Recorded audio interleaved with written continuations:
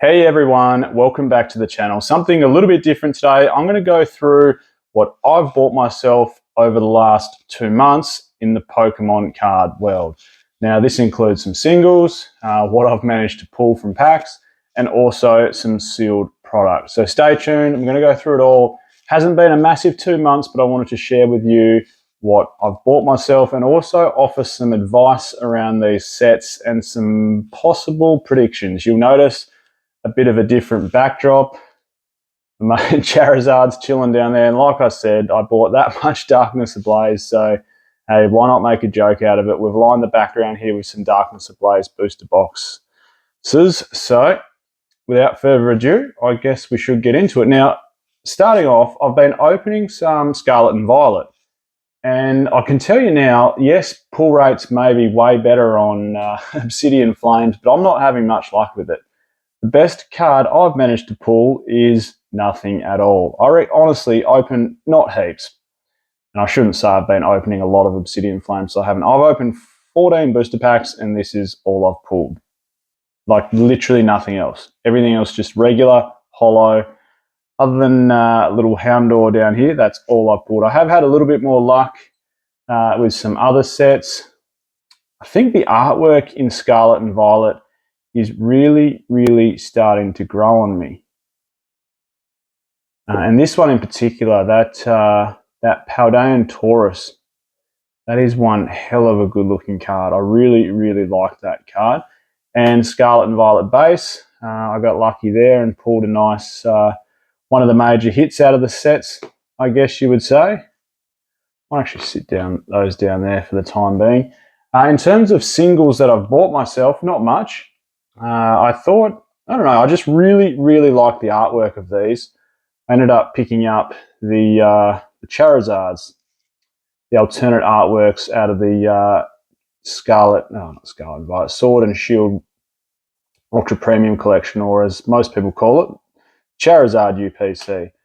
I just think they're really good looking artworks. In terms of the price I paid for them, picked them up for, this is Australian dollars, $46 posted for all three, which, you know, only really works out to be about $14 a card, which, I don't know, it didn't really bother me what I paid. I wasn't trying to get these cheap or whatnot. I just wanted to pick them up for the collection. So that sort of equates to the singles. In terms of some sealed, the big one being this beautiful 151 Japanese Pokemon booster box. If you're not aware, there's 20 packs inside here. The Japanese 151 set has one Master Ball reverse holo per booster box. This one is sealed. Some of them, again, if you don't know, some of them don't have the sealed wrapper out on the outside, whereas some of them do. I think it probably adds a little bit of weight and a little bit of premium to them if they do have it sealed. And you also need for the look to look for the front here to make sure it's not tampered at the front. In terms of the price I paid, I picked this up for 215 Australian dollars. If you translate that to US, I reckon it would work out about 140, 145 US. Already though, like I probably picked this up about 3 weeks ago, and already on eBay Australia, the cheapest one I can find is $245. So it's already jumped up, what's that? Yeah, $30. It's already jumped up 30 Australian dollars in 3 weeks. Everyone has their thoughts around this set. A lot of people are going, oh, look, you know, it's printed to demand, so it's going to keep getting printed. But their definition of printing to demand is not what we think it is. So, and that stops December this year, which isn't too far away. That'll come around before we know it. So this is arguably the best investment of 2023. If you haven't got yourself one or some for the collection or for investing, grab them now, because it is one hell of a product and it'll move north very quickly.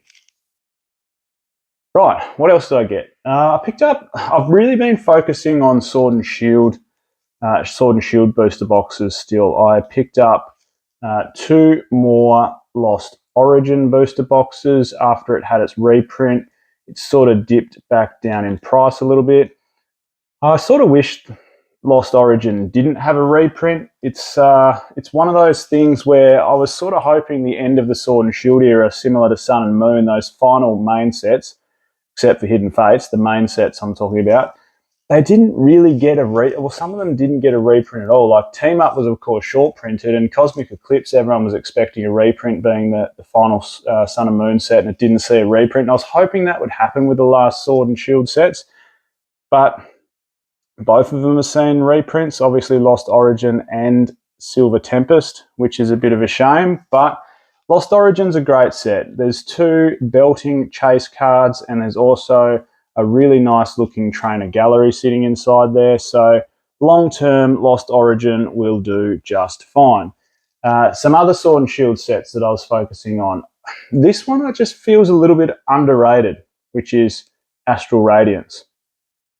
Astral Radiance is like it's not an S tier set, and it's probably not even an A tier set, but I don't know, maybe it's a B plus set. It's a little bit of a better set than maybe what we think.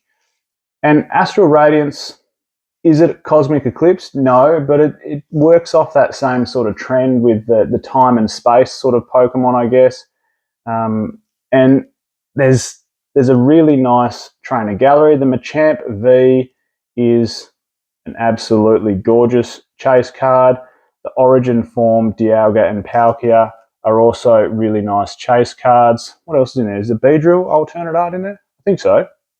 So, a bit of a sleeper set in my opinion, and super cheap down here in Australia still. Like these are, what did I pick this up for? 188 Australian dollars posted, which is about probably somewhere around 110, 115 US. So still cheap down here, and I think, you know, it's the time to buy Sword and Shield sets while you still can, if you still can. The other final Sword and Shield main set that I've been trying to grab up as much as I can as soon as I see them cheap is Chilling Reign. I sort of go on and on about this. It is starting to make a move north. Prices are finally starting to tick up a little bit. It is one of my favourite sets from Sword and Shield. I know a lot of people it's a bit of a love-hate relationship for some people, Sword and Shield. I think the Sword and Shield Chilling Reign, that is. I think the alt arts in this are incredible. I know it doesn't have those fan favourite Pokemon alt arts. It does have the 3 original legendary birds. But I just love the vibe of this set. It's got such a unique feel to it, this set. The artwork's incredible. That snow theme, it's good. I think people are going to want to open this in the future. So what did I pick this up for? I bought another 3 Chilling Reign booster boxes actually for about $2.45 Australian was the cheapest I could find them, which works out to be about, $2.45 Australian, probably about 150. Yeah, no, I'm probably a little bit, 145 US, 150 US. What else did I pick up? I grabbed myself, while I've got this out, if you haven't watched the video, I did a video on protecting your booster boxes, which was all about a big thank you to a eBay actually that reached out to me. He sent me 18 of these Ultra Pro, obviously with the magnetic top. He sent me 18 of these Ultra Pro booster box protectors for obviously Pokemon booster boxes. So again, big thank you to him. He didn't need to do that. Offered to give him a shout out. He said no, he doesn't need it. So that's one other thing I've picked up in the last 2 months is 18 of these booster box protectors. And geez, they really ramp up your collection if you don't have any. It just makes it look a whole lot nicer. Next thing I picked up, I finally bit the bullet and bought myself a few Sword and Shield UPCs, also colloquially known as the Charizard UPC. Of course, you'll get inside 3 promo cards, which are what I showed you before, the 3 Charizard promos.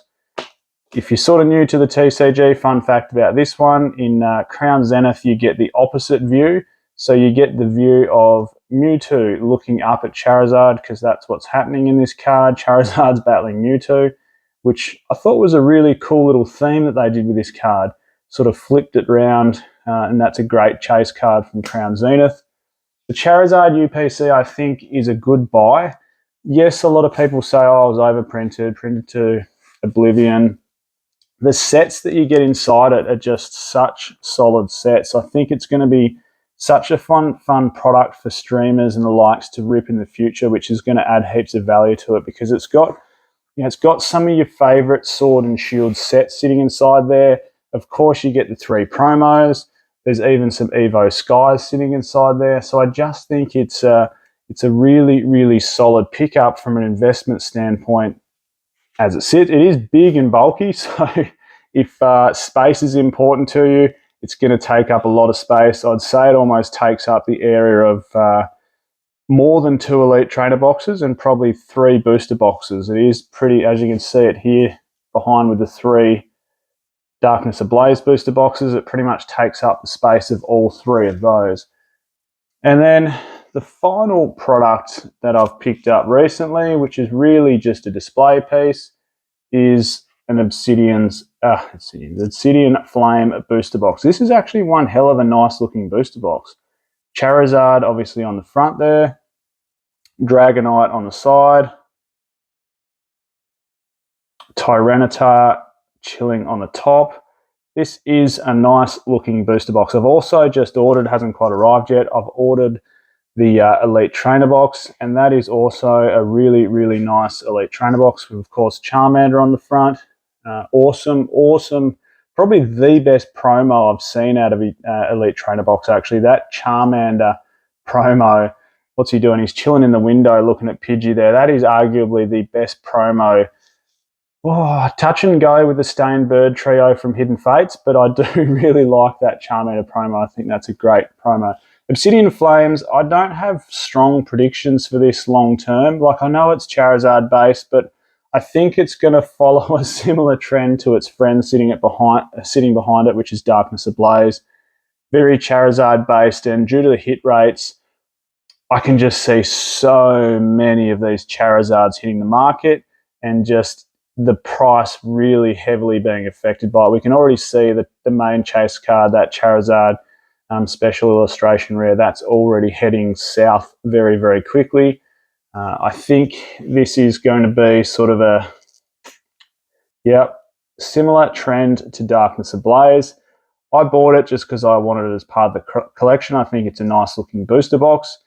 Should you invest in it? Certainly not right now. I think it's going to get cheaper when Pokemon Scarlet and Violet 151 comes out, and that's probably going to be the perfect time to pick it up if you can. Look, it's probably not going to go below that. Like, it's going to reach a bottom, and then it's going to do something like Darkness Ablaze did, which is where it will just take ages and ages to step up in price. Darkness Ablaze is finally starting to move up in price now, which is making me happy because I've got sitting on a heap of booster boxes of it. So there we are. That's what I've picked up over the last couple of months. Send me through a comment down below. What have you guys picked up over the last few months? Have you got anything cool? Are you still focusing on finishing off some Sword and Shield stuff? Have you really switched your attention to Scarlet and Violet? Please let me know in the comments down below. I'm Michael, this is PokeOz, and I'll catch you next time.